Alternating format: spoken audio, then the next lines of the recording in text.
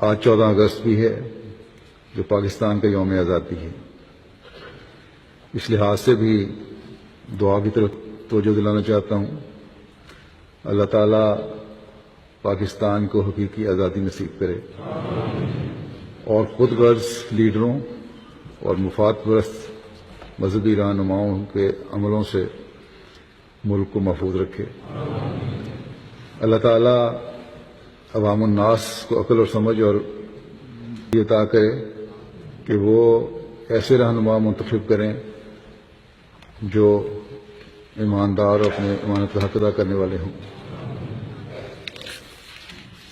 ان سب کو اس بات کی حقیقت سمجھنے کی بھی توفیق عطا فرمائے کہ اس ملک کی بقا اور سالمیت کی ضمانت انصاف اور ایک دوسرے کے حقوق کی ادائیگی میں ہے۔ ظلموں سے بچنے میں اس ملک کی بقا ہے۔ خدا تعالیٰ کی طرف جھکنے میں ہی اس ملک کی بقا ہے۔ کہنے کو تو خدا تعالیٰ کے نام یہ لیتے ہیں اور یہی کہتے ہیں کہ ہم خدا کی خاطر کر رہے ہیں، لیکن رب العالمین اور رحمان الرحیم خدا کے نام پر ہر طرف ظلم کے بازار گرم ہو۔ اللہ تعالیٰ اور اس کے رسول صلی اللہ علیہ وسلم جو رحمت للعالمین ہیں، ان کے نام پر ظلم کیے جا رہے ہیں۔ احمدی جنہوں نے ملک کے بنانے میں ایک اہم کردار ادا کیا ہے، قربانیاں دی ہیں، ان پر ظلم کیے جا رہے ہیں۔